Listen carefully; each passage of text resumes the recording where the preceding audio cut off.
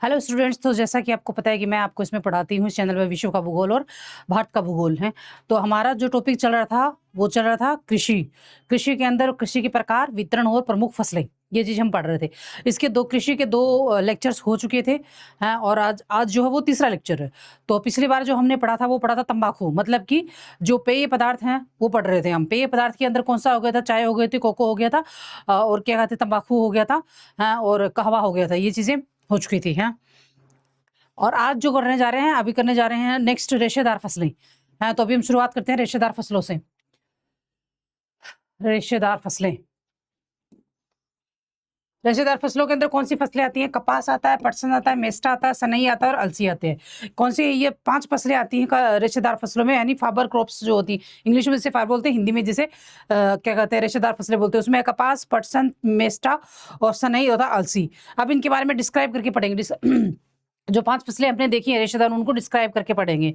हाँ, तो पहला है कपास। कपास मालवेसी कुल का फसल है। कौन सी कुल का फसल है? मालवेसी फसल का। भारत को कपास की जन्मभूमि माना जाता है। इसका रेशा वस्त्र उद्योगों में कच्चे माल के रूप में प्रयुक्त होता है। कैसे होता है?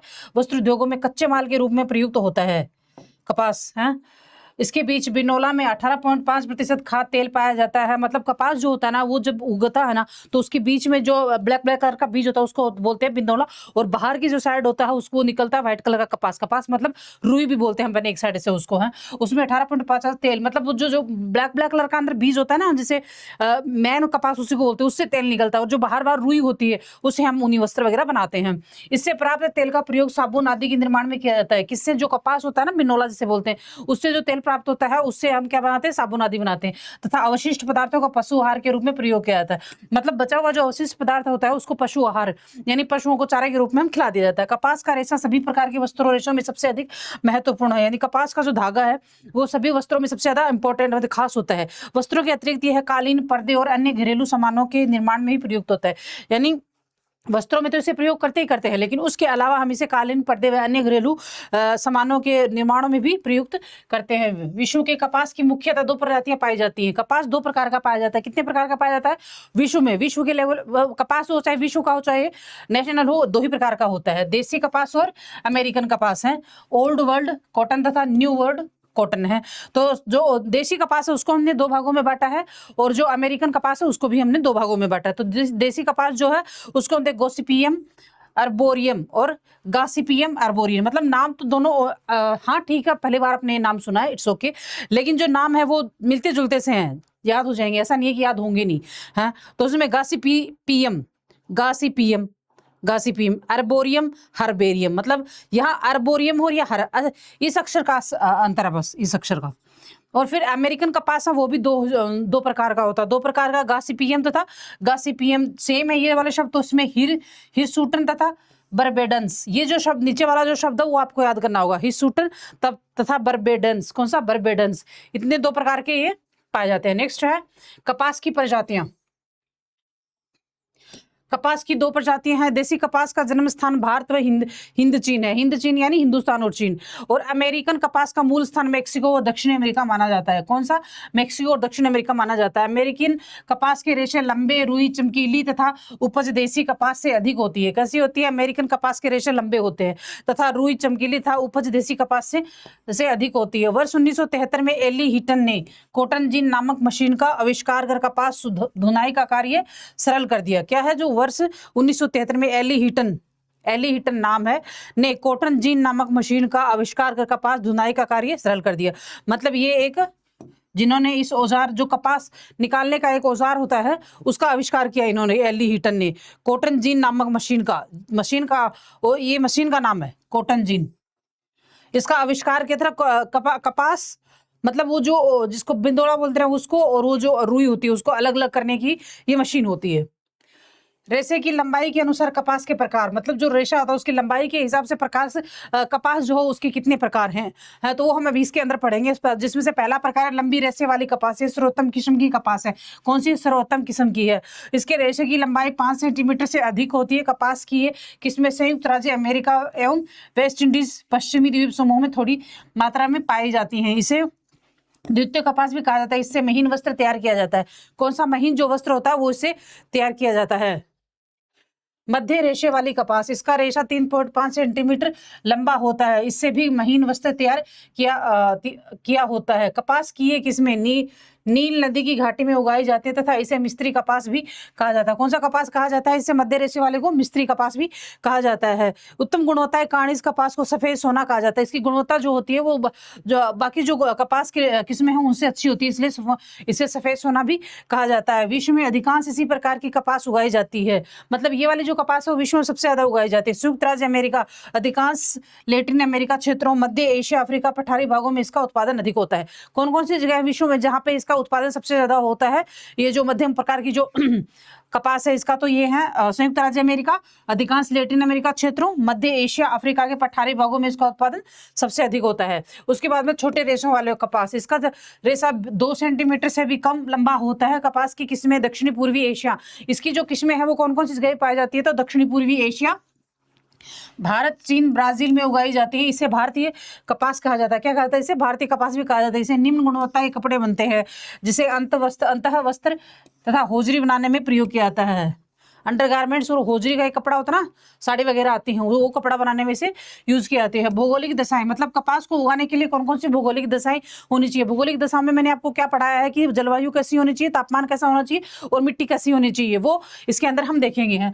कब और बारिश कितनी होनी चाहिए इस पौधे के लिए? तो ये थोड़ा उष्ण कटिबंध वाला है। कपास उपोष्ण कटिबंध का पौधा है। कौन सा? उपोष्ण, यानी उष्ण और उपोष्ण, यानी ना तो ज्यादा गर्मी ना ज्यादा सर्दी, जिसे लंबे अर्ध वर्धन काल की आवश्यकता होती है। इससे विकास के लिए खुली धूप आवश्यक होती है। दिन और रात दोनों गर्म होनी चाहिए। दिन और रात क्या होना चाहिए? दोनों गर्म होना चाहिए। इस पर का सामान्य से 2 से 3 सेंटीग्रेड तक उच्च तापमान 4 या 5 महीनों तक रहने चाहिए, यानी 4-5 महीने तक तापमान अच्छा होना चाहिए। 2 या 3 सेंटीमीटर तक ऊंचा तापमान होना चाहिए। इसकी सफल कृषि के लिए 180 से 200 किलोमीटर दिन पाला रहित होने चाहिए, यानी इसकी सफल कृषि तभी होगी जब पाला जो होता है ओस जिसे बोलते हैं बर्फ 180 से 200 दिन तक नहीं पड़ना चाहिए। हाँ, यदि तापमान 5 सेंटीग्रेड से कम हो जाता है तो पौधों का विकास रुक जाता है। 5 सेंटीग्रेड से अगर कम हो गया तापमान तो इस पौधे का विकास रुक जाता है। कपास के पौधे को मध्यम एवं सुवितरित वर्षा की आवश्यकता होती है। 60 से लेकर 115 सेंटीमीटर वार्षिक वर्षा अनुकूल होती है। अपने राजस्थान के अंदर भी इसको काफी जगह पे उगाया जाता है। कपास के पौधे के लिए जलोढ़ व काली मृदा सर्वोत्तम होती है। कपास के पौधे के लिए जलोढ़ मिट्टी और काली मृदा सर्वोत्तम होती है। कपास चुनने का कार्य हाथों से किया जाता है, तब पर्याप्त सस्ते श्रम की आवश्यकता होती है। मतलब कपास को चुनने का मतलब ये होता है कि वो जो बिंदोला उसके अंदर उसको और जो रुई होती है उसको अलग निकालने के लिए इसकी जरूरत होती है, श्रम की जरूरत है, जो काफी सस्ता होता है। चीन के बाद भारत विश्व में कपास उत्पादन दूसरे स्थान पर है। मतलब पहले स्थान पर तो चीन है कपास उत्पादन में, दूसरे नंबर पर है भारत। भारत में वर्ष 2018-19 कुल 4,690,000 टन कपास का उत्पादन होता है। 2018 और 19 से भारत विश्व का पहला देश है जहां कपास की संकर किस्म विकसित की गई है। मतलब कपास की जो संकर किस्म है वो भारत में सबसे पहले विकसित की गई है। भारत पहला देश है। विश्व के प्रमुख कपास उत्पादक क्षेत्र कौन से हैं? देश और प्रमुख उत्पादक क्षेत्र कौन से? विश्व अपने भारत की बात नहीं हो रही है, विश्व की बात हो रही है। तो संयुक्त राज्य अमेरिका, अंदर कौन से क्षेत्र हैं? दक्षिणी कैरोलिना, उत्तरी Carolina, Georgia, Alabama, Tennessee, Mississippi, Louisiana और अंकरमसास। यूक्रेन के अंदर दक्षिणी यूक्रेन और क्रोमिया क्षेत्र में काली मृदा वाले क्षेत्र। चीन में उत्तरी चीन में होंगो, वही घाटी, यांगटीसी घाटी तथा हुप्पे क्षेत्र। और भारत के अंदर गुजरात, महाराष्ट्र, आंध्र प्रदेश, पंजाब इत्यादि। कपास क्षेत्रफल उत्पादकता, कपास क्षेत्रफल मतलब कपास जो वो कितने क्षेत्रफल के अंदर होता है। उत्पादकता मतलब कितना उत्पाद होता है। उत्पादन वाले 4 शीर्ष राष्ट्र कौन कौन से 4 शीर्ष राष्ट्र है? जो जहां पे राष्ट्र मतलब देश है जहां पे ये उत्पाद होता था। तो क्रम क्षेत्रफल, उत्पादकता और उत्पादन। भारत क्षेत्रफल भारत है, प्रथम क्षेत्र पर भारत आता है। फिर उत्पादकता चीन के अंदर उत्पादन चीन है। उसके द्वितीय के अंदर संयुक्त राज्य अमेरिका, मैक्सिको और भारत उत्पादन है। फिर तृतीय में चीन, फिर तुर्की उत्पादकता और उत्पादन के अंदर संयुक्त राज्य अमेरिका। चतुर्थ पाकिस्तान, ब्राजील एंड ब्राजील। विश्व खाद्य सुरक्षा दिवस, विश्व खाद्य सुरक्षा दिवस जो है वो कब मनाया जाता है? 7 जून को घोषित किया हुआ है। ओके, इधर विश्व खाद्य सुरक्षा दिवस प्रतिवर्ष 7 जून को दूषित भोजन एवं पानी से स्वास्थ्य पर पड़ने वाले प्रभावों पर वैश्विक ध्यान आकर्षित करने के लिए मनाया जाता है। इसे संयुक्त राष्ट्र महासभा द्वारा दिसंबर 2018 में खाद्य और कृषि संगठन के सहयोग से अपनाया गया था। किसके संगठन से? खाद्य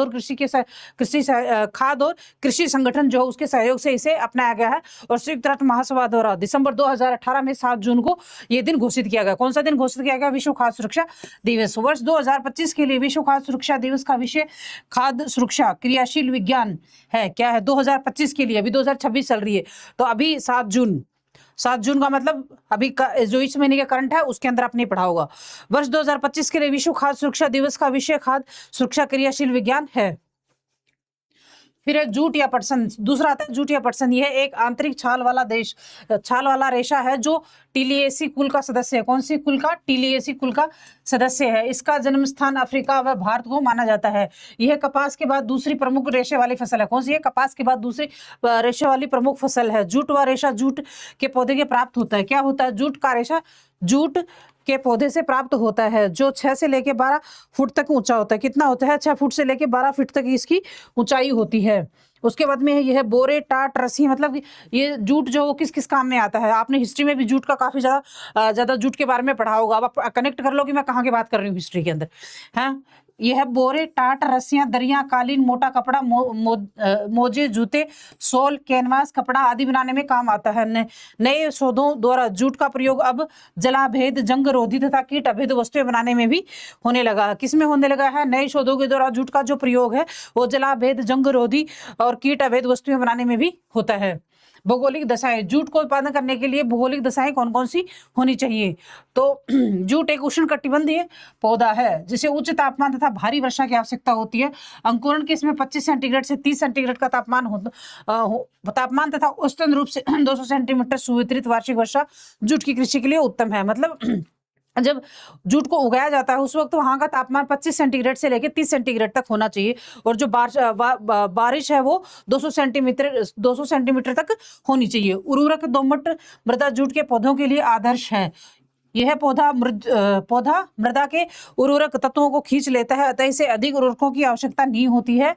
इसकी कृषि नदियों के बाढ़ के मैदानों तथा जल डेल्टाओं में की जाती है। कहाँ की जाती है? किसकी कृषि? नदियों के बाढ़ के मैदानों तथा डेल्टाओं में की जाती है।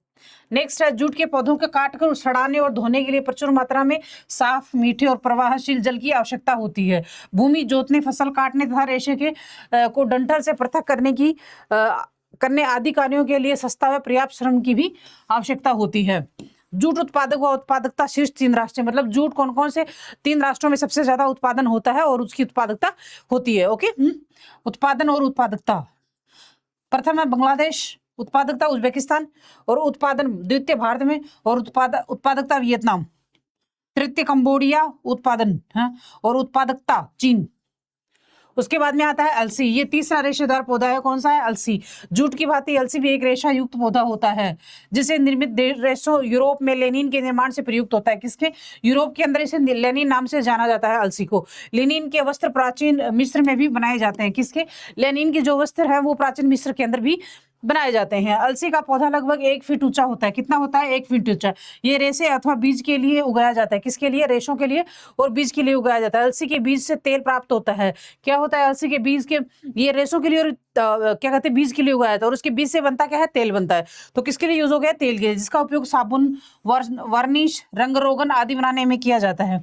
इससे प्राप्त रेशे का प्रयोग वस्त्र, धागा, रस्सियां और जाल बनाने में किया जाता है। किसके लिए किया जाता है? इससे प्राप्त रेशे का प्रयोग वस्त्र बनाने में, धागा, रस्सियां और जाल आदि के लिए बनाने में किया जाता है। इसकी भौगोलिक दशाएं, किस भौगोलिक दशाओं में अलसी पैदा होती है? अलसी शीतोष्ण कटिबंधीय पौधा है, यद्यपि यह उष्ण कटिबंधीय क्षेत्रों में भी शीतकालीन फसल के रूप में उगाया जा सकता है। मतलब जब सीधा उष्णकालीन कटिबंध जो है इसके अंदर जब ठंड होती है उस वक्त आप इसे उगा सकते हो। फ्लैक्स के अनुकरण के समय, फ्लैक्स के अंकुरण के समय 15 सेंटीमीटर से 18 सेंटीमीटर तापमान होना चाहिए। जब उसे बोया जाता है तो उसका तापमान 15 से 18 सेंटीमीटर होना चाहिए। उच्च आर्द्रता तथा मध्यम वर्षा की आवश्यकता होती है। मतलब आर्द्रता ज्यादा होनी चाहिए और वर्षा जो वो मीडियम होनी चाहिए। मीडियम मतलब 50 से लेके 100 सेंटीमीटर होनी चाहिए। फसल 80 से 100 दिनों में तैयार हो जाती है। कितने दिनों में? 80 से 100 दिनों तक अलसी की जो फसल होती है वो तैयार हो जाती है। इसके लिए सुप्रवाहित चौरस भूमि, भारी उर्वरक, दोमट मृदा आवश्यक है। किसके लिए? सुप्रवाहित चौरस भूमि तथा दोमट मृदा इसके लिए आवश्यक है। इसे उर्वरकों की भी आवश्यकता होती है। किसके? उर्वरकों मतलब खाद की भी इसके लिए आवश्यक होती है इसको बोने के लिए।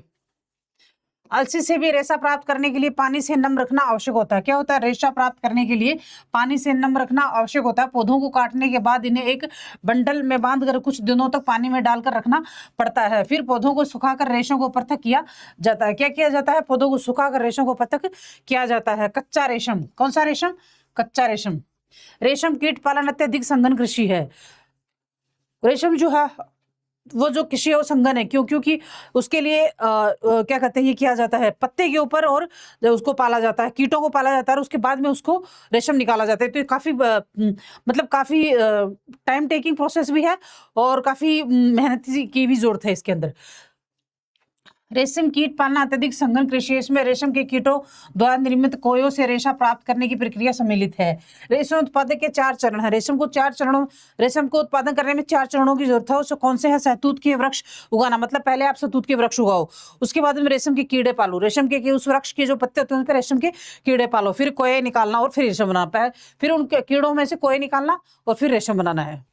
ये 4 प्रोसेस हो उसके अंदर। तो रेशम के कीड़े मुख्यतः शहतूत के वृक्षों पर पलते हैं। ये शहतूत की पत्तियां खाते हैं। क्या खाते हैं? शहतूत की पत्तियां। रेशम के कीड़ों को ऐसे बंद कमरों में रखा जाता है जहां शोर न हो। कमरे के अंदर का तापमान 20 से 30 सेंटीग्रेड तक रहना चाहिए। कमरे में प्रकाश की पर्याप्त व्यवस्था होनी चाहिए। क्या होनी चाहिए? उसमें जो प्रकाश जिस कमरे में रखा जाएगा उस कमरे में प्रकाश की भी व्यवस्था अच्छी होनी चाहिए। पूर्ण रूप से विकसित रेशम के कीड़ों को एक ट्रे में रखा जाता है। मतलब पूरी तरह से अगर रेशम के कीड़े विकसित हो चुके हैं तो उन्हें एक ट्रे में रखा जाता है जहां ये कोये बुनते हैं। क्या बनते हैं? कोये बुनते हैं। कोयों को पानी में डालकर उबाला जाता है। क्या किया जाता है? पानी में डाला जाता है और उबाला जाता है, जिससे कोयों के भीतर के कीड़े मर जाते हैं। क्या मर जाते हैं? उनके भीतर जो कीड़े होते हैं वो मर जाते हैं। अंत में रेशम का धागा हाथ से या चरखी पर लपेटा जाता है। क्या आता है? रेशम का धागा हाथ से या फिर चरखी पे लपेटा जाता है। इस वजह से ये बहुत ज्यादा टाइम टेकिंग प्रोसेस है और बहुत इसमें हार्ड वर्क भी लगता है। कितना सब कुछ करना पड़ता है रेशम के लिए। प्राकृतिक रबड़। कौन सा? रबड़। प्राकृतिक रबड़ वृक्षों का दूधनुमा द्रव्य है। मतलब रबड़ कैसे बनता है? तो रबड़ जो वृक्षों का जो दूधनुमा द्रव्य होता है उससे बनता है, जो मुख्यतः हीविया और ब्राजीलियंसिस नामक वृक्ष से प्राप्त होता है। दोबारा सुनिए, जो मुख्यतः हीविया और ब्राजीलियंसिस ब्राजील जो होता है ना, ब्राजील एक कंट्री का नाम है, हाँ, उसके नाम से कनेक्ट करके इसको पढ़ना।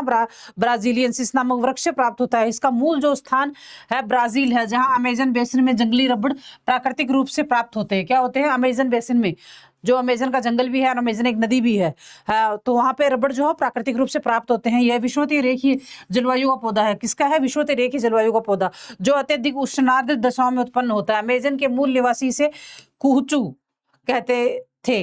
रबड़ का पौधा 300 मीटर से 700 मीटर की पहाड़ी ढालों पर उगाया जाता है। कहां तक रबड़ का जो पौधा है? 300 मीटर से 700 मीटर की पहाड़ी ढालों पर उगाया जाता है। प्राकृतिक रबड़ के अन्य स्रोत। यद्यपि हीविया ब्राजीलियसिस की उन्नत किस्में दक्षिणी पूर्वी एशिया में प्राकृतिक रबड़ का मूल स्रोत है। कैरेबियन द्वीपों में उगने वाली क्रिस्टिला इलेस्टिका रबड़ की एक निम्नतर किस्म है। सुनिए, कैरिबिया द्वीपों में उगने वाली क्रिस्टिला इलेस्टिका रबड़ की एक निरंतर किस्म है। सियरा रबड़ मैनीहॉट ग्लाजियोनी नामक वृक्ष से प्राप्त होता है। कौन सा? सियरा जो रबड़ है वो मैनीहॉट ग्लाजियोनी नामक वृक्ष से प्राप्त होता है, जो उत्तरी पूर्वी ब्राजील में उगता है। कहाँ उगता है? उत्तरी पूर्वी ब्राजील में। उत्तर पूर्वी भारत में फाइकस इलेस्टिका से असमी रबड़ प्राप्त होता है। कौन सा? उत्तर पूर्वी भारत में फाइकस अलेस्टिका से असमी रबड़ प्राप्त होता है। उत्तरी मेक्सिको तथा दक्षिणी टेक्सास में उगने वाली गोआयूल नामक झाड़ी से भी रबड़ प्राप्त होता है। कहाँ से? उत्तरी मेक्सिको तथा दक्षिणी टेक्सास से उगने वाली गोआयूल नामक झाड़ी से भी रबड़ प्राप्त होता है। हीविया प्रजाति के वृक्ष के लिए उच्च तापमान 20 से 25 तथा पर्याप्त वर्षा 250 सेंटीमीटर आवश्यक है। धरातल मंद ढाल वाला होना चाहिए। कैसा होना चाहिए? धरातल मंद ढाल हो, लेकिन थोड़ी होनी चाहिए, ज्यादा नहीं होनी चाहिए।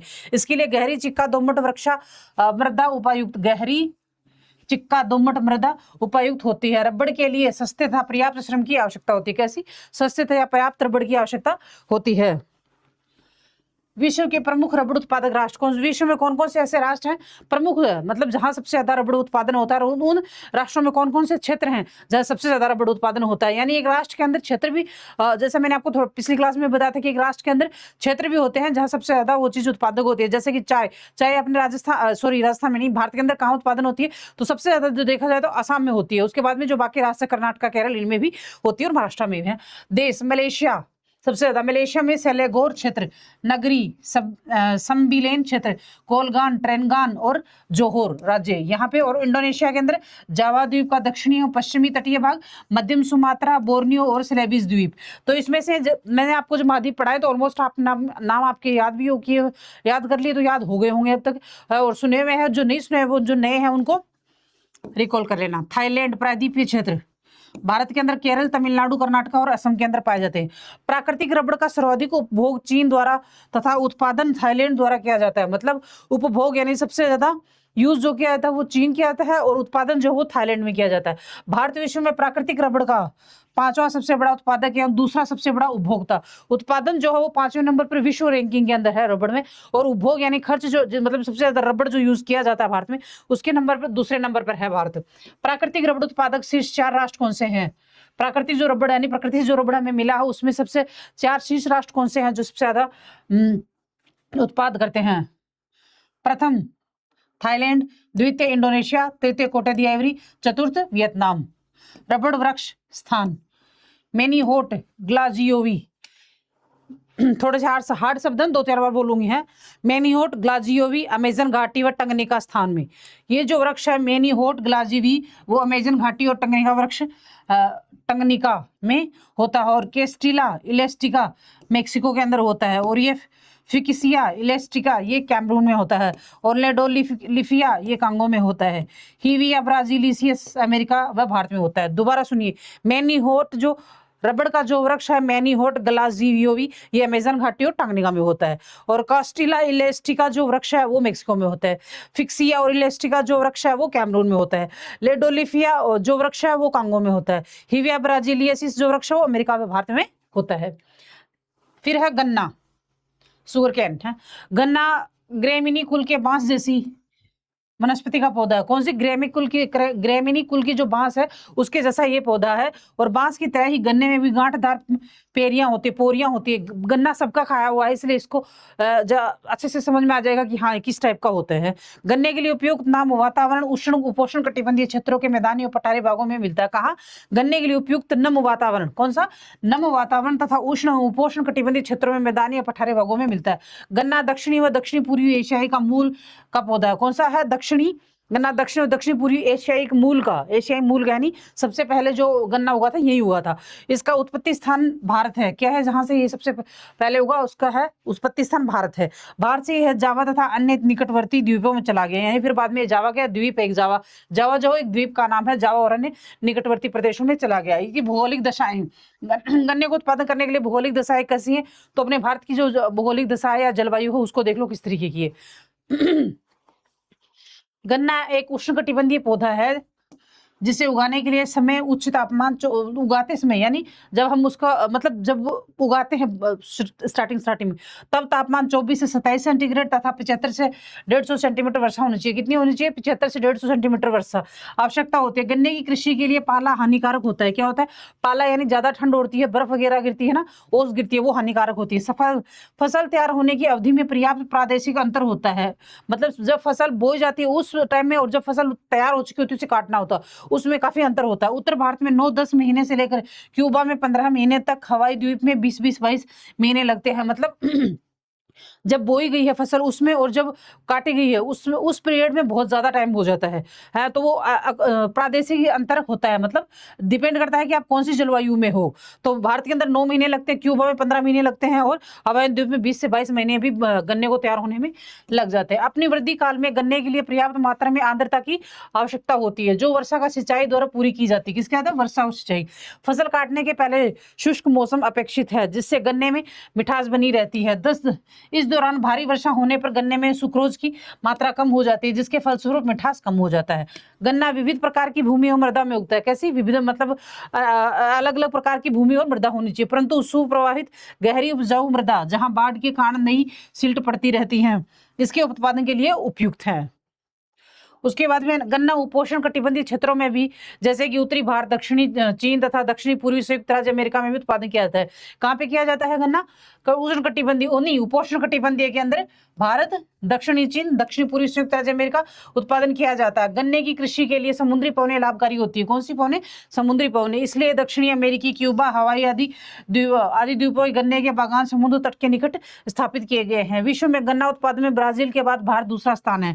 पहले नंबर पर कौन सा है विश्व में? ब्राजील है। ब्राजील के बाद में गन्ना उत्पादन में भारत जो है दूसरे स्थान पर है। परंतु क्षेत्रफल में भारत का प्रथम स्थान है, यानी क्षेत्रफल की दृष्टि से देखा जाए तो भारत प्रथम स्थान पर है। भारत विश्व में ब्राजील के पश्चात चीनी उत्पादन करने का वाला दूसरा स्थान है।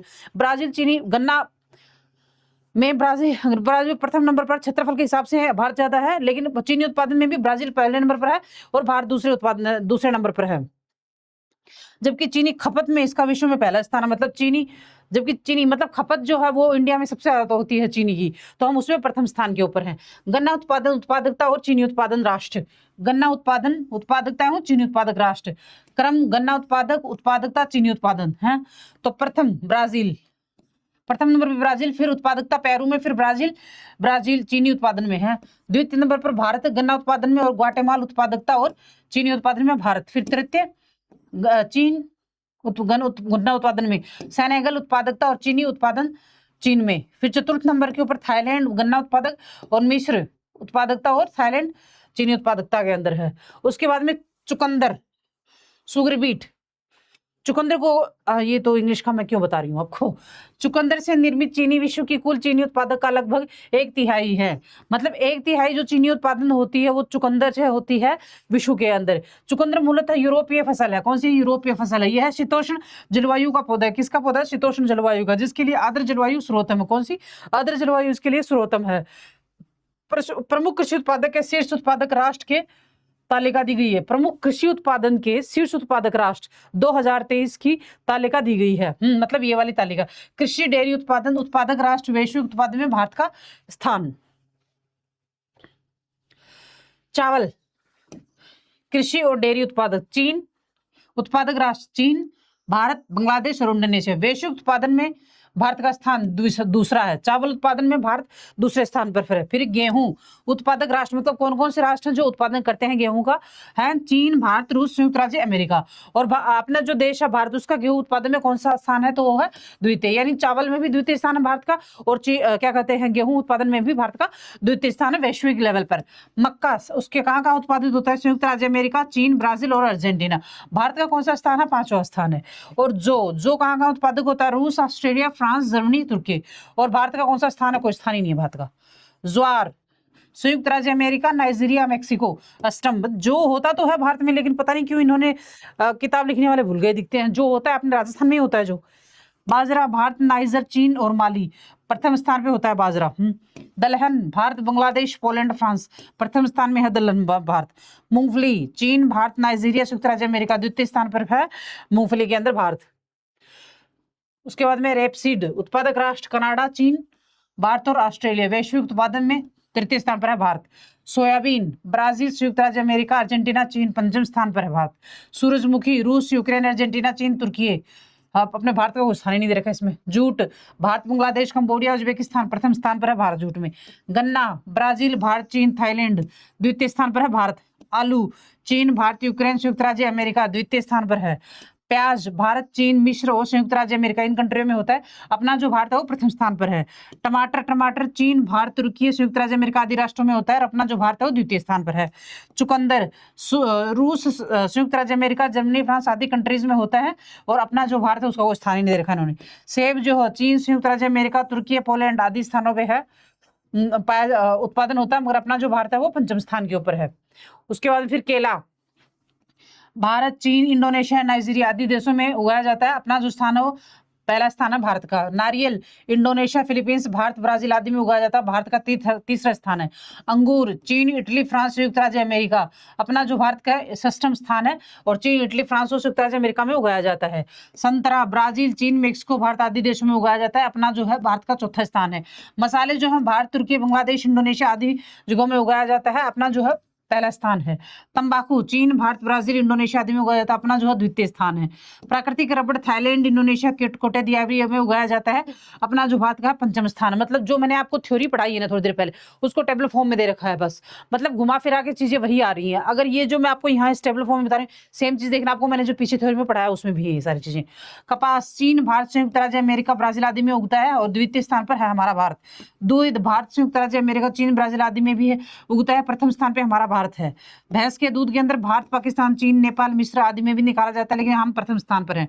किसमें? दूध, गाय के दूध में भी और भैंस के दूध में भी हम जो है भारत प्रथम स्थान है। कपास पे द्वितीय स्थान। ऑयल सीड्स पाकिस्तान, चीन, इथोपिया और मलेशिया आदि में उत्पाद होता है इनका। हम कहाँ हैं?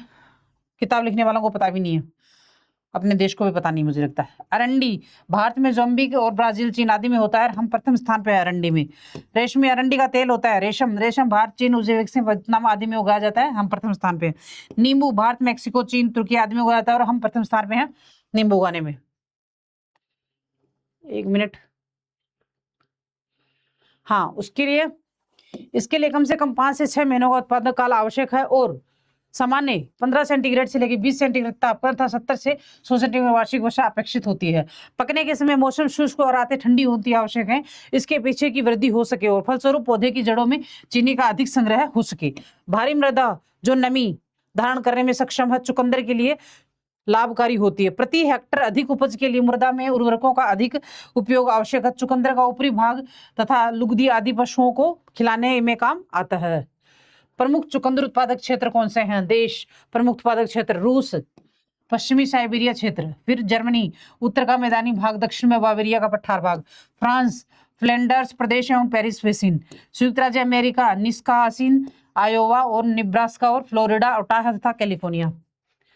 पशुपालन। अब हम मैंने आपको शुरू में ये बात बताई थी जब हमने कृषि का टॉपिक शुरू किया था कि कृषि के टॉपिक में हम कृषि पढ़ेंगे, फसलें पढ़ेंगे, उत्पादन में कौन कौन सी फसलें उगती हैं, और उस पशुपालन भी जो है कृषि का ही एक अभिन्न अंग है, मतलब इसी में आता है। कृषि पशुपालन कृषि का ही एक अंग है और मत्स्य पालन ये भी कृषि में ही पढ़ेंगे। ये चीज मैंने आपको शुरू में ही बताई थी। तो अब शुरू करने जा रहे हैं पशुपालन।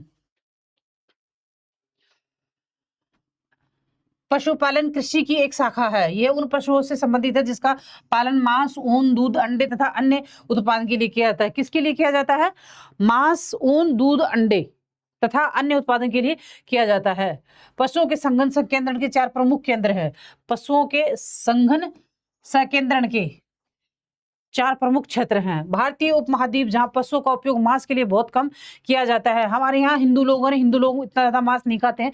ज्यादातर मांस जो खाया जाता है वो खाया जाता है मुस्लिम्स कंट्रीज में, जहाँ मुस्लिम होते हैं। तो हम मुस्लिम अपनी कंट्री में भी हैं, लेकिन वो खाते हैं, आधे मुस्लिम खाते हैं, आधे खाते भी नहीं, उनमें भी, मुस्लिम्स में भी। हाँ, और हिंदू वैसे ही नहीं खाते हैं, कम खाते हैं, मतलब कोई खाते हैं तो रेयरली खाते हैं, ज्यादा नहीं खाते मांस। इसलिए हमारी कंट्री के तो मांस के लिए बहुत कम यूज किया जाता है पशुओं का। यूरोप जहाँ पश्चिमी भाग में दुधारू पशु अधिक है। यूरोप का जो पश्चिमी भाग है वहां पे दुधारू पशु अधिक है, जबकि पूर्वी भाग में मांस वाले पशुओं की संख्या अधिक है। और यूरोप के जो पूर्वी भाग है वहां पे मांस के पशुओं की अधिकता है। संयुक्त राज्य अमेरिका जहां मिसिसिपी नदी के पश्चिम में मांस वाले पशु अधिक है तथा पूर्व में दुधारू पशु अधिक है। मिसिसिपी जो नदी है, कहाँ पे है मिसिसिपी नदी? उत्तरी संयुक्त राज्य अमेरिका के अंदर है, जहाँ पे पश्चिम में मांस वाले और जो मिसिसिपी नदी उसके पश्चिम में मांस वाले पशु तथा अधिकता पूर्व में दुधारू वाले पशु जो है मिसिसिपी की नदी के ज्यादा है। अर्जेंटीना एवं उरुग्वे पंपास प्रदेश था।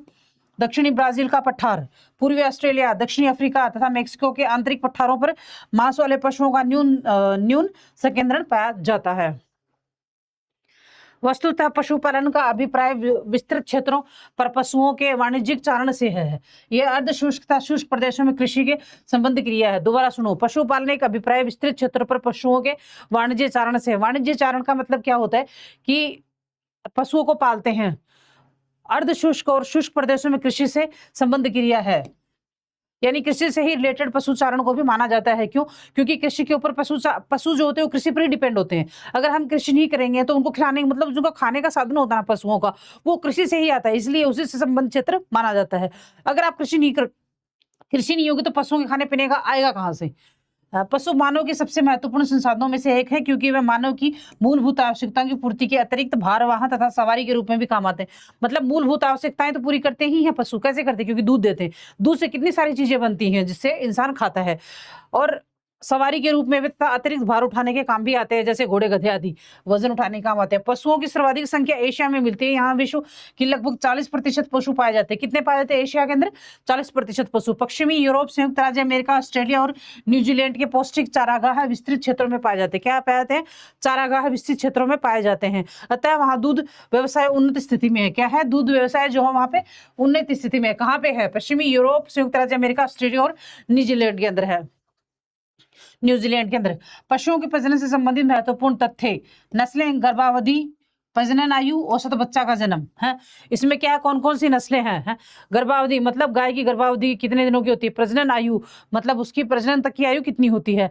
औसतन बच्चा कितना पैदा कर सकती है। जैसे गाय 280 दिन के अंदर एक बच्चा पैदा करती है, मतलब उसकी गर्भावस्था है। 18 से 21 माह लेती है वो। दोबारा मतलब 18 से 21 माह के गैप के अंदर वो दोबारा गर्भवती हो जाती है।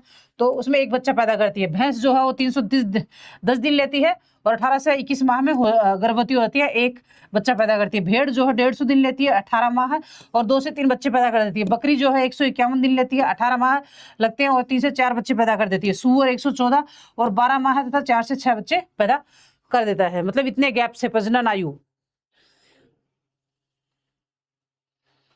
भारत का पशुधन संख्या की दृष्टि से प्रथम स्थान है। भारत जो है विश्व के अंदर पशुधन संपत्ति की दृष्टि से पहले स्थान पे आता है। दूसरा स्थान ब्राजील और तीसरा स्थान चीन का है। दूसरा स्थान ब्राजील है और उसके बाद में चीन आता है। वाणिज्यिक पशुपालनों में पशुओं के प्रजनन, नस्ल सुधार, रोगों की रोकथाम तथा बीमार पशुओं के उपचार की समुचित व्यवस्था होती है। पशुचारण के लिए सैकड़ों वर्ग किलोमीटर क्षेत्र में रेंज बनाए जाते हैं। क्या बनाते हैं? रेंज। यह है विकसित अर्थव्यवस्था में बड़े पैमाने पर किया जाने वाला एक व्यवसाय है। विश्व पशुधन से भारत का स्थान, मतलब विश्व में जो पशुधन है उसमें भारत का स्थान कहाँ है? कौन सा स्थान है भारत का पशुधन? तो गाय और बैल में कौन सा है? बकरी में और मुर्गी, बतख, सुअर, संपूर्ण पशुधन में भारत कौन से स्थान पर है? रैंकिंग गाय और बैल के अंदर द्वितीय रैंकिंग है रैंक, और पशु भैंस के अंदर प्रथम रैंकिंग है। फिर है बकरी के अंदर द्वितीय स्थान है, मतलब द्वितीय विश्व में दूसरे स्थान पर हम बकरी पालने में आता है भारत, और भेड़ पालने में तृतीय स्थान पर आता है भारत। मुर्गी पालने में 6वें स्थान पर आता है और ऊंट पालने में 16वें स्थान पर आता है। बतख पालने पर 7वें स्थान पर आता है, घोड़े पालने में 17वें स्थान पर आता है। सुअर पालने में 18वें स्थान पर आता है। और संपूर्ण पशुधन के अंदर 10.71% भारत पशु पालता है, उसमें प्रथम स्थान पे आता है ऑल वर्ल्ड लेवल के ऊपर। विश्व में पशुपालन के प्रमुख क्षेत्र कौन कौन से हैं? मतलब कौन कौन से क्षेत्र हैं जहां पे सबसे ज्यादा पशुपालन होता है विश्व के अंदर?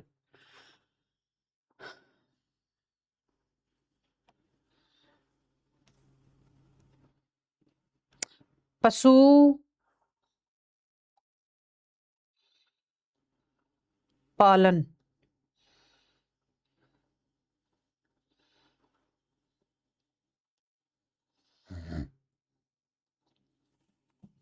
हाँ, पश्चिमी संयुक्त राज्य अमेरिका तथा कनाडा एवं मेक्सिको से संलग्न प्रेरी क्षेत्र एक तटवर्ती प्रदेश है। वेनेजुएला के लानोस प्रदेश जो है वहां पे सबसे ज्यादा पशुपालन होता है, और ब्राजील के सरताओ प्रदेश जो है वहां पे भी सबसे ज्यादा पशुपालन होता है।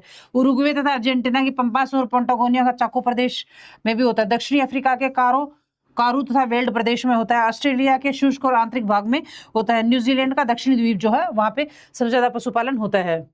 आर्थिक और वाणिज्यिक दृष्टि से पशुपालन का महत्व निम्नलिखित कारणों से है। मतलब किन कारणों से पशुपालन का आर्थिक और वाणिज्यिक? आर्थिक यानी इकोनॉमी में कितना सहयोग हो पशुपालन का। वाणिज्यिक यानी खरीद फरोख्त में। दूध और दूध उत्पादक व्यवसाय के अंदर पशुओं का महत्व है। मांस में है, अंडा में है और ऊन उत्पादन में भी पशुओं का महत्व है। दूध और दूध उत्पादन। दूध व्यवसाय सबसे महत्वपूर्ण पशु आधारित उद्योग है। विश्व दूध उत्पादन का वर्ष 1988 से ही भारत का पहला स्थान रहा है। कितना रहा? 1988 नहीं, सॉरी 1998 से पहला स्थान, और अमेरिका का दूसरा स्थान है। विश्व दूध उत्पादन में भारत का योगदान लगभग 20% है। अमेरिका का जो है वो दूसरा स्थान है और भारत का है विश्व लेवल के ऊपर 20% भाग है। कुल दूध उत्पादक शीर्ष राष्ट्र 2023 के अकॉर्डिंग भारत पहले नंबर पर, दूसरे नंबर पर संयुक्त राज्य अमेरिका, तीसरे नंबर पर चीन और चौथे नंबर पर रूस है दूध उत्पादन में। FAO के अनुसार वर्ष 2023 में विश्व दूध उत्पादक वर्ष 2022 से 0.9 बढ़कर 944 मिलियन टन होने का अनुमान है। कितना बढ़ा है? 2022 से 2023 में 0.9% बढ़ा है। दूध व्यवसाय के लिए अनुकूल वातावरण तैयार करने वाले प्रमुख भौगोलिक कारक कौन से हैं?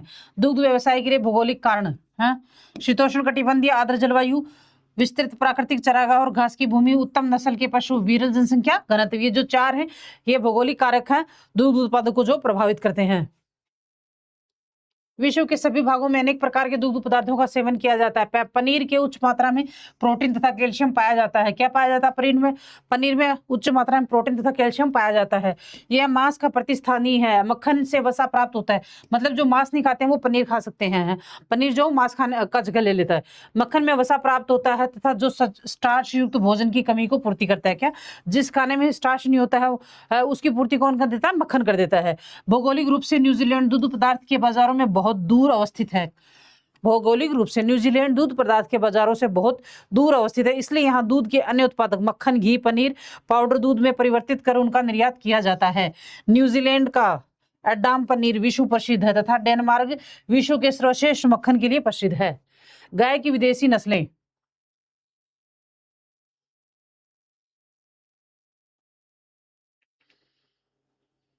हाँ, अच्छा, ये अब हम ये पढ़ेंगे कि गाय गाय का कौन कितना जो दूध उत्पादन है उसमें गाय का कितना सहयोग है। तो दुधारू और मांसाहारी गाय का दो जगह है, दूध देने के लिए और मांस के लिए है। तो हॉलस्टीन फ्रिजियन ये गाय की नस्ल है, और ब्राउन स्विस, आयरशायर, गर्नसी, जर्सी तथा रेडॉन। दोबारा सुनो, दूध के लिए जो गायों की जो प्रजाति होती है वो कौन कौन सी फेमस है। तो होल्स्टीन फ्रिजियन है, ब्राउन स्विस है, आयरशायर है, गर्नसी और जर्सी थरेडन, ये जो प्रजातियां यहाँ पे सबसे ज्यादा दूध देने वाली गायें हैं। फिर है मांसाहार, हीयरफोर्ड, एडवरीन मांस के लिए, एगसन, साठहॉर्न, ब्रागस और सांतागटूर्स तथा चारोलायस हैं। हम पढ़ रहे हैं गाय के बारे में, ठीक है। तो मांस के लिए कौन सी गाय की प्रजातियां फेमस है? हीयरफोर्ड और एवरडीन, फिर एंगस, शॉर्ट हॉर्न, ब्रागस, सांता गुटूडिस, चौरोलायस जो है। गाय के दूध के उत्पादन में शीर्ष राष्ट्र 2023 में गाय का उत्पादन जो है कौन से राष्ट्रों में सबसे ज्यादा होता है? 2023 की रिपोर्ट के अकॉर्डिंग है। तो देश पहला जो है प्रथम भारत है, द्वितीय संयुक्त राज्य अमेरिका, तृतीय चीन और चतुर्थ ब्राजील तथा 5 जर्मनी है। यानी अधिकतर जो है हर चीज के अंदर भारत एक नंबर पे है। नेक्स्ट हम पढ़ेंगे भैंस। भैंसों को दो प्रमुख नस्लें हैं, भारतीय तथा विदेशी भैंसें। हाँ, भारतीय भैंस जो है वो जल भैंस भी कहा जाता है। क्या कहा जाता है? भारतीय भैंसों को जल भैंस भी कहा जाता है। इसकी जाति बुवेलस, कौन सी? बुवेलस है। विदेशी भैंस को दलदली भैंस कहा जाता है। क्या कहा जाता है? दलदली भैंस है, जिसकी जाति सिनसेरस, क्या है? सिनसेरस होती है। दलदली भैंसों की प्रजाति दक्षिणी पूर्वी एशिया में पाई जाती है। कहाँ? दक्षिणी पूर्वी एशिया में पाई जाती है। भैंसों की संख्या में से 3 राष्ट्र हैं, मतलब भैंसों की सबसे ज्यादा जनसंख्या जहां पाई जाती है 3 राष्ट्र कौन कौन से हैं?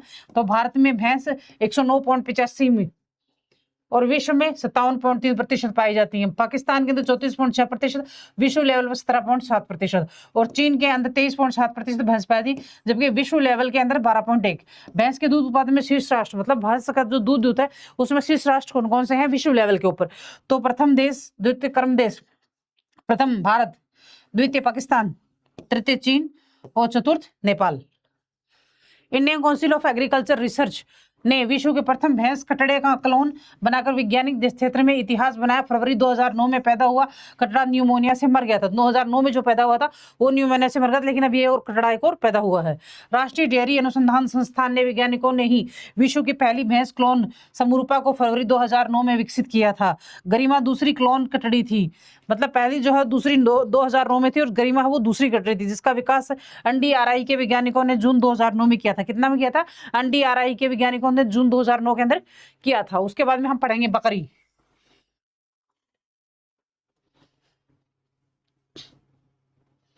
अरे 1 मिनट।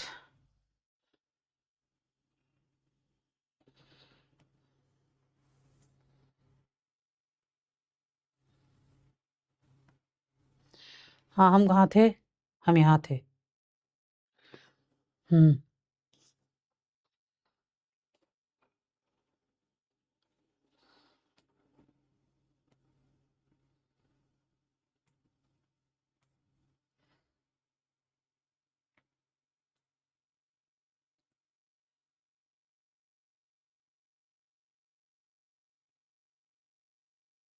हाँ, बकरी के निधनों की कामधेनु उपमा प्रदान की गई है। क्या की गई है? बकरी को गरीबों की गाय कहा जाता है। बकरी ऊन विषम क्षेत्रों में मरुस्थलीय व पर्वतीय झाड़ियों पर शुष्क जीवित रह सकती है। मतलब बकरी जो मरुस्थलीय और पहाड़ी दोनों क्षेत्रों में जीवित रह सकती है, जहां भेड़े भी नहीं रह सकती हैं। बकरियां शुष्क विषम धरातल व उष्णकटिबंधीय प्रवेशों के लिए अनुकूलित होती हैं।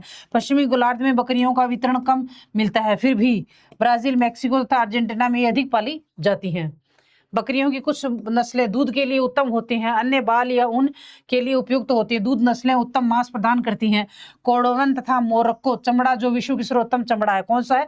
कोर्डोवन तथा मोरक्को जो चमड़ा वो विश्व का सबसे प्रमुख चमड़ा है। बकरी की खाल से ही बनाया जाता है। विश्व में सर्वाधिक बकरी चीन में पाई जाती है, इसके बाद भारत में। सबसे ज्यादा बकरी कहाँ पाई जाती है? चीन में, उसके बाद में भारत में पाई जाती है।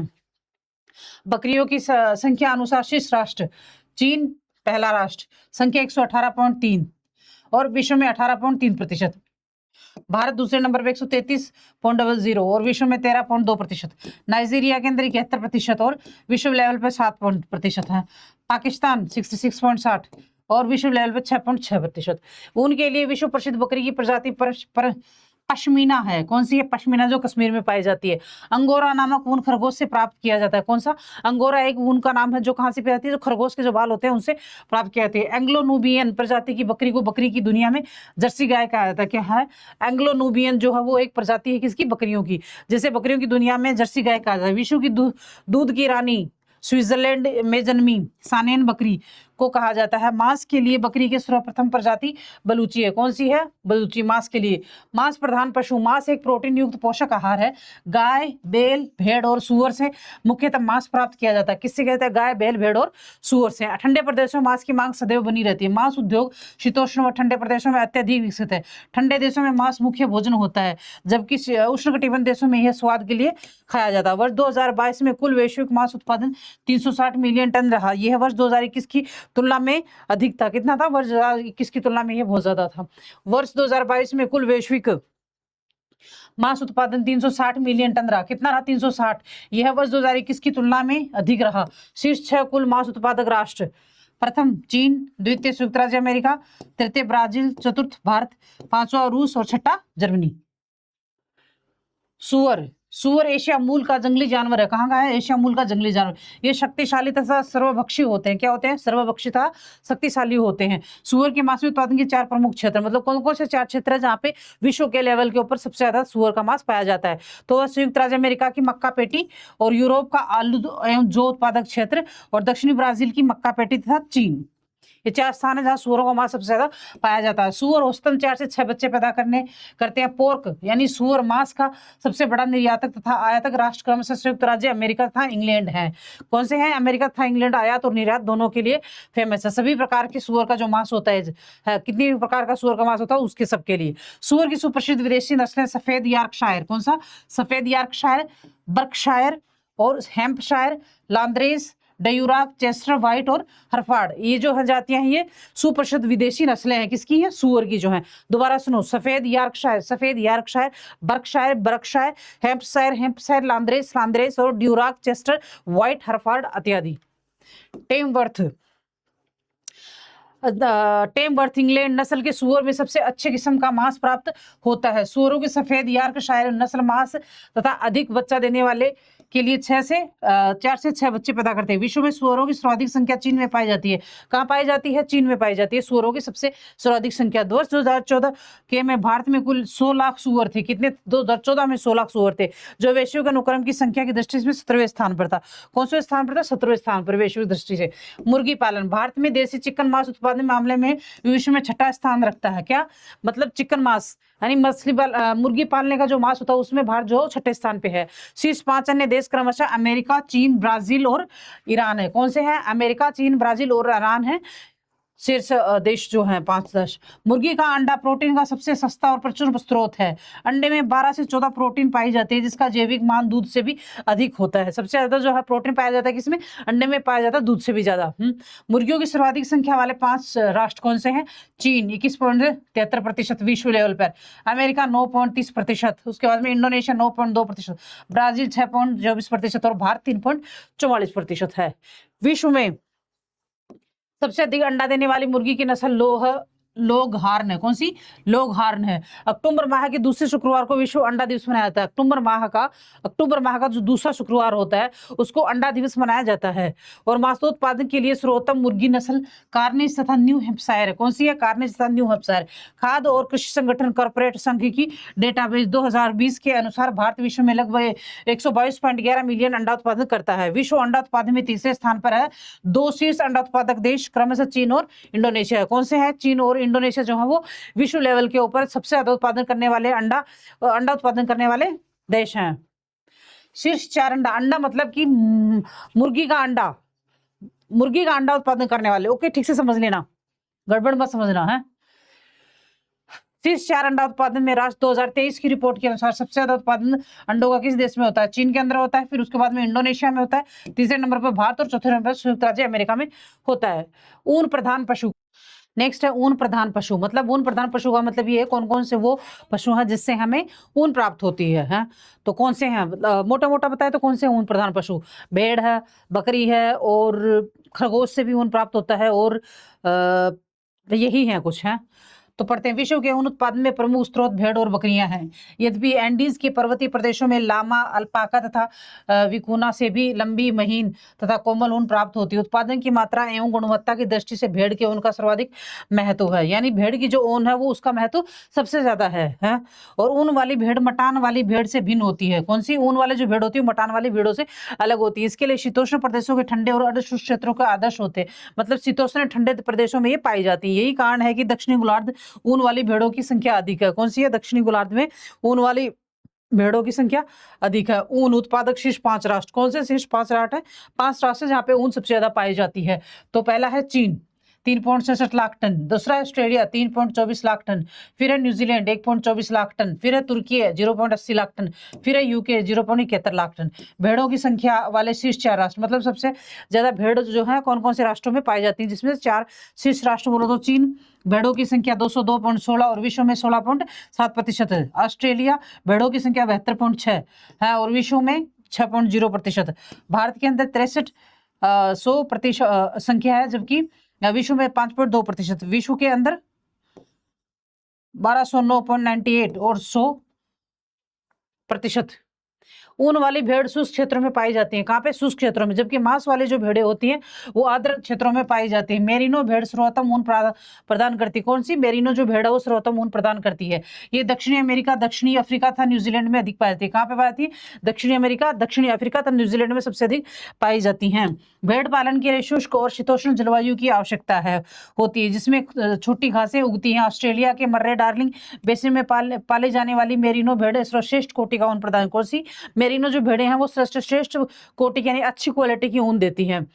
वर्ण संकर भेड़ों के से मध्यम किस्म की ऊन प्राप्त होती है। अंगोरा बकरी भी ऊन का एक महत्वपूर्ण स्रोत है। यह बकरी टर्की के अनालोटिया पठार की देशज किस्म। कौन सी है?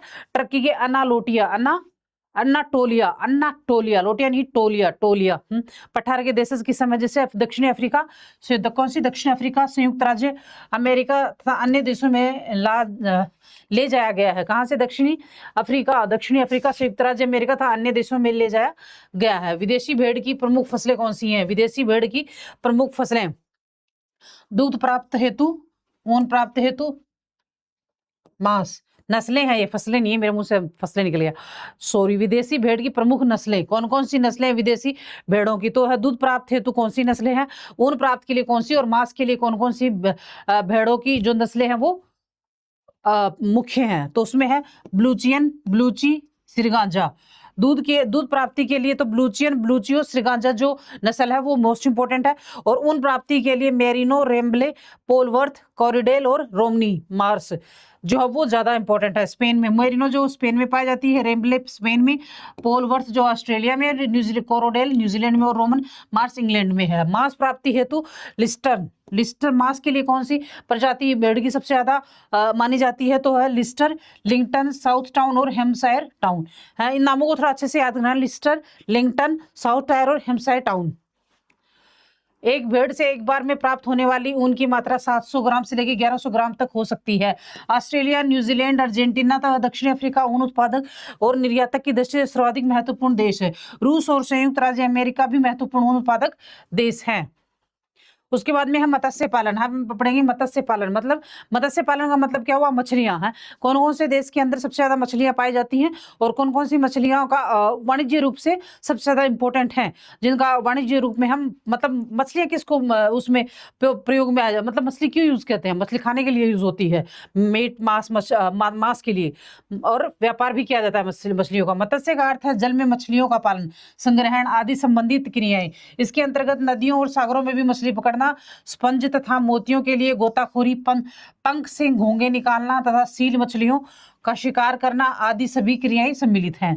मत्स्य के अंदर कौन कौन सी क्रियाएं सम्मिलित है, तो उसके अंदर जल में मछलियों का पालन, मतलब जल के अंदर मछलियों को पालना है, संग्रहण आदि संबंधित क्रियाएं इसके अंतर्गत, यानी इकट्ठी करने की जो क्रिया होती है मछलियों को, वो भी क्रिया मानी जाती है। इसके अंतर्गत नदियों और सागरों में मछली पकड़ना, नदियों और सागरों में मछली पकड़ना, स्पंज तथा मोतियों के लिए गोताखोरी, मतलब मोती वगैरह लेने के लिए भी जो लोग होते हैं गोताखोर, उसके अंदर गोताखोर जिन्हें बोलते हैं, समुद्रों में डुबकी मारते हैं, तथा पंख से घोंगे निकालना। घोंगे का मतलब होता है ना, वो एक पक्षी नहीं, एक जलीय जीव होता है, उसका जो व्हाइट व्हाइट कलर का हम देखते हैं ना, बजरी में भी निकालते थे कभी कभी, जब मकानों के लिए बजरी लाते उसमें भी निकलता है, उस पंख से घोंगे निकालना, उसके लिए यूज किया जाता है। सील मछलियों का शिकार करना आदि क्रियाएं सम्मिलित है। मछलियां प्रोटीन समृद्ध जीव हैं, मतलब मछलियों के अंदर सबसे ज्यादा प्रोटीन, साउथ इंडिया में मांस और मछली बहुत ज्यादा खाई जाती है।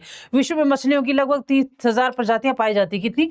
30,000 प्रजातियां पाई जाती है। जल की प्रकृति के आधार पर मछलियों के प्रकार, ताजे जल की मछलियां था, खारे जल की मछलियां। कौन सी? ताजे जल की मछलियां अलग होती है और खारे जल की मछलियां जो होती है वो अलग होती हैं। तो ताजे जल में नदियां, तालाब, झील आदि आता है, और खारे जल में समुद्र, खारे पानी की झीलें इत्यादि आती हैं। अनुकूल की क्षमता के कारण ये विषम अनुकूलन की क्षमता के कारण ये विषुवतीय प्रदेश से लेकर ध्रुवों तक एवं नदियों और हिमानियों में निकलने वाले ठंडे पानी तक रह सकती हैं। मत्स्य प्राप्ति क्षेत्र कौन कौन से? अंतःस्थलीय, तटवर्ती, खुले समुद्र और बैंक है। मतलब कौन कौन से मत्स्य प्राप्ति के क्षेत्र कौन से, मतलब कहाँ कहाँ पे मछलियां हमें मिलती हैं? तो अंतःस्थलीय यानी स्थल के अंदर जो नदियां, झीलें वगैरह होती है वहां पे, और तटवर्ती यानी तट के किनारे पर, समुद्रों के तटों के जो किनारे थे वहां पर जो पाई जाती है, और खुले समुद्रों में, मतलब खुले समुद्र में पाई जाती है। और बैंक, मतलब जो बैंक का मतलब ये होता है कि जिन्हें एक मछली पालने का एक स्पेशल जो स्थान होता है उसको हम बैंक बोलते हैं, वहां पे भी हमें मछलियां पाई जाती हैं। मछली पकड़ने का कार्य विश्व भर में प्रचलित है। यह व्यवसाय सभी संघन जनसंख्या वाले सागरीय तटों, झीलों, नदियों, तालाबों, नहरों आदि में किया जाता है। विश्व भर में पकड़ी जाने वाली मछलियां, अधिकांशतः मछलियां हैरिंग, एकरी, सार्डिन, कार्ड, पिलचर, टूना, मैक्रेल, हेक और हेकार्ड प्रजाति की होती हैं। दोबारा सुनिए, सबसे अधिक पाली जाने वाली मछलियां विश्व में हैरिंग है, एकरी, सार्डिन, कॉड, पिलचर, टूना, मैक्रेल, हेक और हेकार्ड प्रजाति की होती है। मत्स्य ग्रहण के प्रमुख क्षेत्र 40 से 60 डिग्री अक्षांशों के मध्य पाए जाते हैं। कौन से मत्स्य ग्रहण के जो प्रमुख क्षेत्र हैं वो 40 से 60 डिग्री अक्षांशों के मध्य पाए जाए। विश्व के 4 प्रमुख मत्स्य ग्रहण क्षेत्र निम्नलिखित हैं, मतलब सबसे ज्यादा जहां मत्स्य मछलियां पाली जाती हैं वो कौन कौन से स्थान है? तो वो 4 क्षेत्र ये हैं। मछली आयात व निर्यात शीर्ष 4 राष्ट्र कौन कौन से? क्रम में आयात राष्ट्र और निर्यात राष्ट्र। आयात राष्ट्र में संयुक्त राज्य अमेरिका है पहले नंबर पर, दूसरा नंबर पर चीन है आयात राष्ट्र में, तीसरे नंबर पर जापान आयात में, और चतुर्थ नंबर स्पेन। निर्यात में सबसे पहले चीन है, उसके बाद में नॉर्वे है निर्यात में, फिर वियतनाम है निर्यात करता है, इक्वाडोर है निर्यात करता है। कुल एवं समुद्री मछली उत्पादक शीर्ष 4 राष्ट्र, कुल एवं समुद्री मछली उत्पादक शीर्ष राष्ट्र 4 हैं। क्रम प्रथम अंतर्देशीय, समुद्री और कुल, मतलब अंतर्देशीय प्रथम नंबर पर भारत है, और समुद्र में सबसे ज्यादा चीन पकड़ता मछली, कुल में भारत सबसे आगे है। द्वितीय बांग्लादेश है अंतर्देशीय में, और समुद्री में इंडोनेशिया तथा कुल में इंडोनेशिया। तृतीय के अंदर चीन तथा पेरू समुद्री में, और कुल भारत में। चतुर्थी म्यांमार था, रूसी संघ और पेरू। प्रशांत महासागरीय का उत्तरी पश्चिमी, मतलब 4 क्षेत्र है ना मत्स्य पालन का, उनमें से पहला जो क्षेत्र है वो है प्रशांत महासागर का उत्तर पश्चिमी तटीय क्षेत्र है। यह विश्व में मछली पकड़ने का सबसे बड़ा और महत्वपूर्ण क्षेत्र है।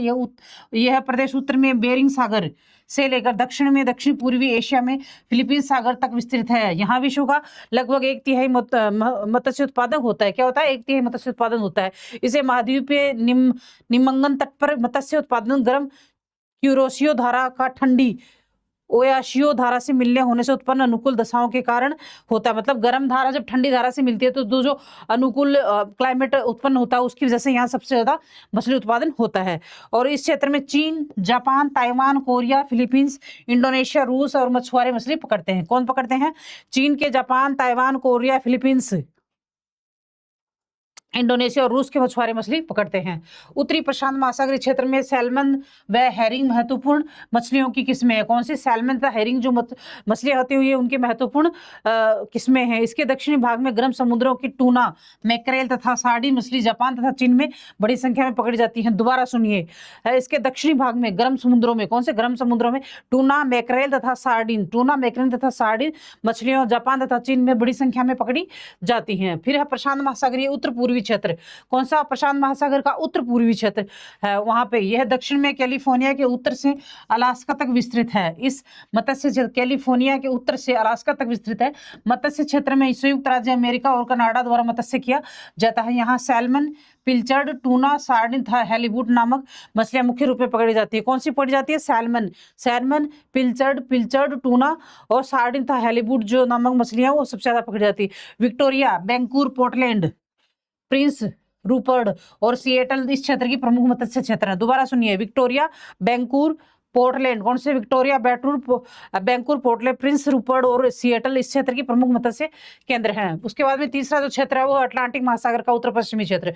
कौन सा? अटलांटिक जो महासागर उत्तर का उसका उत्तर पश्चिमी क्षेत्र है। यह प्रदेश उत्तर में ग्रीनलैंड से लेकर दक्षिण में कैप हैटर्स, ग्रीनलैंड से कैप हैटर्स तक विस्तृत है। इस प्रदेश में अनेक नदियां सागरों में गिरती हैं तथा अनेक खाड़ियों एवं उथले अपतटीय बैंक स्थित हैं। न्यू इंग्लैंड तथा पूर्वी कनाडा में नानतुकेट द्वीप से लेकर न्यू फाउंडलैंड तक सेंट लॉरेंस की खाड़ी तक मत्स्य बैंक विस्तृत है। इस क्षेत्र में लॉबस्टर, कार्ड, हेकार्ड, हेरिंग आदि किस्मों की मछलियां पकड़ी जाती है। दोबारा सुनिए, इस क्षेत्र के अंदर कौन सी मछलियां पकड़ी जाती हैं? लॉबस्टर, कार्ड, हेकार्ड, हेरिंग आदि किस्मों की मछलियां पकड़ी जाती हैं। इस क्षेत्र में दक्षिण की ओर से आने वाली गल्फ स्ट्रीम की गर्म धारा उत्तर की ओर से आने वाली ठंडी लेब्राडोर की धारा से मिलती है। इस क्षेत्र में अधिकांश मत्स्य नोवा स्कोशिया एवं न्यू फाउंडलैंड, कौन सा? नोवा स्कोशिया तथा न्यू फाउंडलैंड निम्न मगन तट के समीप किया जाता है। क्या किया जाता है? निम्न मगन तट के समीप किया जाता है। उत्तरी अटलांटिक के पत्तों पर हेकार्ड, रोजफिश, फाउंडर, कॉड, पोलक, हेक आदि किस्मों की मछलियां पकड़ी जाती है। कौन सी पकड़ी जाती है? उत्तरी अटलांटिक के पत्तनों पर हेकार्ड, रोजफिश, फाउंडर, कार्ड, पोलक, हेक आदि किस्में मछलियां पकड़ी जाती है। फ्लोरिडा से न्यू फाउंडलैंड तक सागरों में मैनहट्टन मछलियां बहुतायत मात्रा में मिलती है। कौन सी? फ्लोरिडा के न्यू फाउंडलैंड तक सागरों में मैनहट्टन मछलियां बहुतायत में पकड़ी जाती है। उसके बाद में अटलांटिक महासागर का उत्तर पूर्वी क्षेत्र। कौन सा? उत्तर पूर्वी क्षेत्र। उत्तर पूर्वी क्षेत्र। और हाँ, ये इधर है। हाँ, इस क्षेत्र का विस्तार उत्तर में अंटार्कटिक वृत्त से लेकर दक्षिण में भूमध्य सागर और उत्तरी पश्चिमी यूरोप के तटवर्ती भागों तक है। आइसलैंड के निकट ठंडे समुद्रों में आइसलैंड, नॉर्वे, रूस, जर्मनी, नीदरलैंड, फ्रांस, ब्रिटेन मत्स्य उत्पादक करते हैं। दोबारा सुनो, आइसलैंड के निकट ठंडे समुद्रों में आइसलैंड, नॉर्वे, रूस, जर्मनी, नीदरलैंड, फ्रांस, ब्रिटेन मत्स्य उत्पादक करते हैं। विस्तृत महाद्वीपीय निम्न तट। कौन से? महाद्वीपीय निम्न तट, लंबी दूरी तटरेखा एवं तटीय देशों में कृषि योग्य भूमि की कमी आदि के कारण पश्चिमी यूरोप में मत्स्य का विकास अधिक हुआ है। क्या हुआ है? मत्स्य का विकास अधिक हुआ। भूमध्य सागर व बिस्केक की खाड़ी से लेकर उत्तरी सागर, बाल्टिक सागर तथा श्वेत सागर तक अटलांटिक महासागर के उत्तरी पूर्वी भाग में मत्स्य क्षेत्र विस्तृत है। दोबारा सुनो, विश्वत महाद्वीपीय निम्न तट, लंबी दंतुरित तटरेखा है, मतलब कटी फटी जो तटरेखा होती है वो, एवं तटीय क्षेत्रों में कृषि योग्य भूमि की कमी आदि के कारण पश्चिमी यूरोप में मत्स्य का विकास अधिक हुआ। मतलब कृषि के लिए भूमि नहीं है तो लोग ज्यादा क्या करेंगे? फिर वहां पे मत्स्य पालन न तो वही करेंगे। फिर भूमध्य सागर व बिस्केक की खाड़ी से लेकर उत्तरी सागर, बाल्टिक सागर और श्वेत सागर तक अटलांटिक महासागर के उत्तर पूर्वी भागों में मत्स्य क्षेत्र है। अब आप लोगों को समझ में आ रहा था ना कि मैं जब महाद्वीप पढ़ाती थी उस वक्त मैं क्यों बोलती थी कि एटलस लेके बैठो, और जितने भी क्षेत्र में आपको पढ़ा रही हूँ कि कौन सा क्षेत्र कहाँ स्थित है, कौन से महाद्वीप के अंदर, वो अच्छे से फोकस करके पढ़ो, याद करो इसको एटलस के अंदर देख देख के। हाँ, वो इसलिए कर रहे थे। अब देखो ये सारे जगहों के नाम आ रहे हैं ना, तो आपके माइंड के अंदर माइंड में पा रहा होगा कि हाँ महाद्वीप में हमने पढ़ा था कि बाल्टिक सागर कहाँ है, लाल सागर कहाँ, काला सागर कहाँ है, ये सारा हमने उसके अंदर पढ़ा था। उत्तरी सागर कहाँ है? यहाँ हेरिंग कार्ड, कौन सा? हेरिंग कार्ड, फ्लैटफिश, सरडाइन, मोकरेल, पिल्चर्ड तथा टूना प्रमुख इसमें है। उत्तर सागर का डागर बैंक मत्स्य हेतु विश्व विख्यात है। इस क्षेत्र में गल्फ स्ट्रीम की गर्म धारा के कारण समुद्र वर्ष भर खुला रहता है। क्या रहता है? समुद्र वर्ष भर खुला। इस क्षेत्र में नॉर्वे, स्वीडन, डेनमार्क, नीदरलैंड और न्यूजीलैंड किंगडम मछली पकड़ने वाले प्रमुख देश हैं। कौन से हैं इस क्षेत्र में? नॉर्वे, स्वीडन, डेनमार्क, नीदरलैंड और यूनाइटेड किंगडम मछली पकड़ने वाले मुख्य देश हैं। नॉर्वे में मुख्यतः कार्ड तथा हेरिंग, कौन से? कार्ड तथा हेरिंग मछलियां पकड़ी जाती हैं। विश्व की 65% कार्ड मछलियां इसी क्षेत्र में पकड़ी जाती हैं। ये देखिए उत्तरी में, ये इधर वाला, ये चौथा हिस्सा है जो आपने पढ़ा है ना, ये वाला लास्ट में उत्तरी अटलांटिक महासागर का उत्तर पूर्वी विभाग, अटलांटिक महासागर उत्तर पूर्वी विभाग। ये सेकंड वाला, ये इधर, ये इधर आगे समझ कर प्रमुख अटलांटिक महासागर का उत्तर पूर्वी भाग, अटलांटिक महासागर का दक्षिण पूर्वी भाग और प्रशांत महासागर का उत्तर पूर्वी भाग व पश्चिमी पूर्वी भाग।